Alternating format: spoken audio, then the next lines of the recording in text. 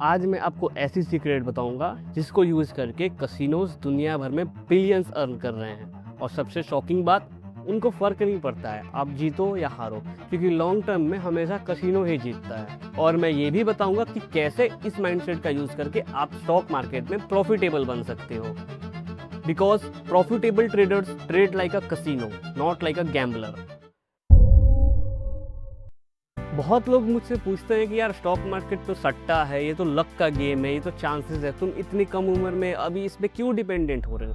Late me tell you straight, stock market is gambling. It is a giant casino, of course a legal one. हो सकता है casino में कभी आप एक दो गेम जीत जाओ, हो सकता है आपके विनिंग स्ट्रीक भी आ जाए, लगातार जीतते जाओ, but at the end of the day casino जानता है कि जीतेगा तो वो ही। कभी सोचा है कि कसिनो में फ्री स्नैक्स, फ्री ड्रिंक्स क्यों मिलता है, इतना अच्छा एम्बियंस आपको फ्री में क्यों मिलता है? क्योंकि वो चाहते हैं कि आप और ज़्यादा देर तक उस कसिनो में रुको, और आप जितनी ज़्यादा देर तक रुकोगे आप उतना ही ज़्यादा पैसा लगाने के चांसेस बढ़ जाएंगे, और आप जितने पैसा लगाओगे कसिनो के जीतने के चांसेस उतने ही ज़्यादा बढ़ जाएंगे। तो कसिनो का सीक्रेट क्या है, वो पैसा कैसे बनाते हैं, in the game of chances वो हमेशा जीतते कैसे हैं? चलो मैं आज इस वीडियो में इसी बारे में बताता हूँ आपको। वो अपने आप को ना एक स्टैटिस्टिकल एडवांटेज में रखते हैं। वो कैसे? चलो मैं आपको रूलेट के गेम के एग्जांपल से समझाता हूँ। कई तरह के रूलेट गेम होते हैं, बट मैं यहाँ पे इजी वे के लिए 0 and 00 वाले रूलेट गेम को लेता हूँ। ठीक है, अब देखो ये रूलेट गेम काम कैसे करता है। एक अमेरिकन रूलेट में 38 स्लॉट्स होते हैं, जिसमें 18 ब्लैक, 18 रेड, 36 स्लॉट्स कलर होते हैं, और 2 स्लॉट्स होते हैं 0 और 00 के। यही गेम चेंज होता है। अब इसको समझो आप ऐसे व्हाइट बोर्ड पे। ओके, तो हमें इतना पता है कि रूलेट गेम में 2 स्लॉट्स होते हैं, एक रेड जो कि 18 होता है, और एक ब्लैक जो कि 18 होता है। एक और चीज 0 और 00, जो ग्रीन स्लॉट्स मैंने दिखाए हैं वो भी 2 होते हैं, यानी टोटल एक रूलेट में 38 स्लॉट्स होते हैं। ऑलराइट, अब मान लेते हैं कि कोई प्लेयर आया गेम खेलने और उसने ब्लैक पर बेट लगाया, तो उसके विन परसेंट को हम लोग कैलकुलेट करते हैं। मान लेते हैं कि उसने एक बॉक्स दिया और उसने बोला कि भाई मैं ब्लैक पे बेट लगाता हूँ। ऑलराइट, अब उसके विन परसेंट को हम लोग कैलकुलेट करते हैं। ब्लैक स्लॉट्स कितने हैं? 18, और टोटल स्लॉट्स कितने? 38। तो उसका जो विन परसेंट आएगा 38/18, यानी अराउंड 47.3% आएगा। ऑलराइट, अब यहाँ पे हम लोग कसिनो का पीओवी देखते हैं कि कसिनो कैसे जीतेगा। स्लॉट्स तो सेम रहेंगे रूलेट गेम में, तो कसिनो के लिए भी स्लॉट्स 38 है, बट उसने ब्लैक पर बेट लगाया है तो ब्लैक आएगा तो कसिनो हार जाएगा। तो कसिनो क्या चाहिए? कसिनो को रेड चाहिए, यानी रेड स्लॉट्स 18 है।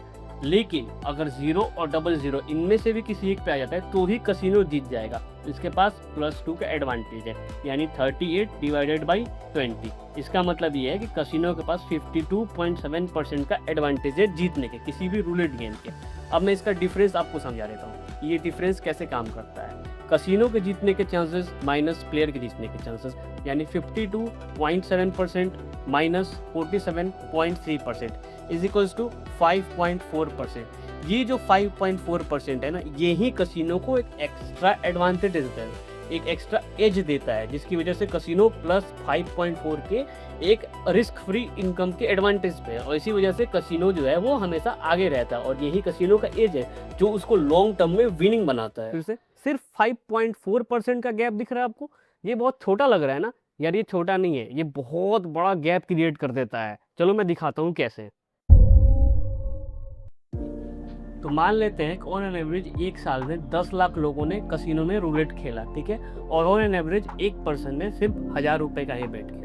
ऑलराइट, तो टोटल जो कसिनो के अंदर जो बेट लगा एक साल में वो आता है लगभग 100 करोड़ रुपीस। ठीक है, इतने रुपए का बेट उस रूलेट में खेला गया था। ऑलराइट, अब हमें पता है कि कसिनो जो है वो 5.4% के स्टैटिस्टिकल एडवांटेज में है। इसका मतलब उस कसिनो को अप्रोक्स 5.4 करोड़ रुपीस उस ईयर इनकम होना तय है। वो एक रिस्क फ्री एडवांटेज में है। नहीं समझ में आया आपको? एक और तरीके से समझाता हूँ। ठीक है, जैसे मान लेते हैं यहाँ पे 100 करोड़ की वैल्यूएशन है। अब इसको 2 पार्ट में बांट देते हैं। ऑलराइट, यहाँ पे समझो, ये हो गया हमारा प्लेयर का, ये हो गया हमारा कसिनो का। हमें पता है प्लेयर के जीतने के चांसेस 47.3% है, वही कसिनो के जीतने के चांसेस 52.7% है। यानी इस 100 करोड़ रुपए ने, इस 100 करोड़ रुपए का 47.3% हिस्सा जो है वो प्लेयर जीतेगा। यानी मान लेते हैं प्लेयर ने जीता 47.3 करोड़ रुपीस। ओके, और इसी 100 करोड़ में से जो है वो 52.7 करोड़ रुपीस जो है वो कसिनो ने जीता। तो दोनों मिला के 100 करोड़ का बेट लग गया।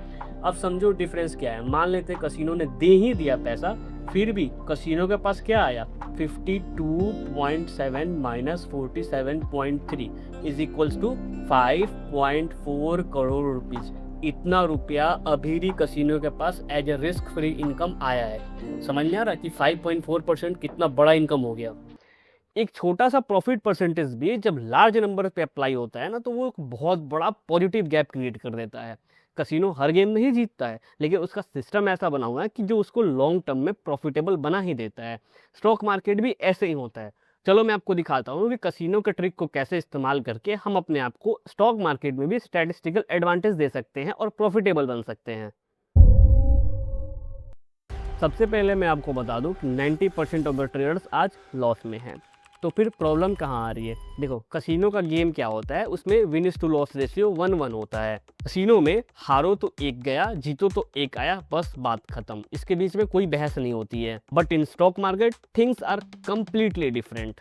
स्टॉक मार्केट में फियर और ग्रीड की फैक्टर आ जाती है, यहीं पे सारा इक्वेशन गड़बड़ हो जाता है। Let's take an example. आपने 100 रुपए का स्टॉक बाई किया, ऑलराइट। अब ये जब नीचे जाता है, आपके लॉस की तरफ जाता है और ये नीचे जाता है, तो आप उसको होल्ड करते हो। आप लॉस बुक करने के डर से उसको होल्ड करते हो। वो फिर से नीचे जाता है, आप होल्ड करते हो। वो फिर से नीचे जाता है, आप फिर होल्ड करते हो, और इस चक्कर में आपको बड़ा लॉस हो जाता है। वही इसके अपोजिट सिनेरियो को इमेजिन करते हैं कि जब वो 100 रुपए का स्टॉक 110 रुपए पे चढ़ गया, तो आप क्या सोचोगे कि यार मेरा जो प्रॉफिट है वो 10% का है, मेरे कैपिटल पे मैंने 10% का गेन कर लिया, अब इसको एग्जिट करो। तो आपने प्रॉफिट तो छोटा लिया, बट लॉस बहुत बड़ा ले लिया। ड्यू टू इंस्टेंट ग्रेटिफिकेशन आपने प्रॉफिट छोटा लिया, but due to fear of loss आपने लॉस बहुत बड़ा ले लिया, क्योंकि आप वेट करते रह गए लॉस में और आपने पोजीशन को टाइम पे कट नहीं किया था। इसी गैप को फिल करता है कसिनो, और इसीलिए कसिनो आज कमा रहा है और एज ए ट्रेडर 90% लोग लॉस कर रहे हैं स्टॉक मार्केट में। Now as a professional trader हम भी कसिनो के ट्रिक को अप्लाई करके अपने स्टॉक मार्केट में एक स्टैटिस्टिकल एज डिफाइन कर सकते हैं। हमने देखा कि कैसे कसिनो ने अपना एक एज डिफाइन कर रखा है। अगर वो हमारी तरह ही इमोशनल होकर गेम खेलता तो कब के कसिनोज बैंकरप्ट हो चुके होते। हमें भी यही करना है। एज ए ट्रेडर खुद को स्टैटिस्टिकल एडवांटेज देनी है और गेम में बने रहना है। Now as a random trader we take trades which has a 50-50 win loss ratio.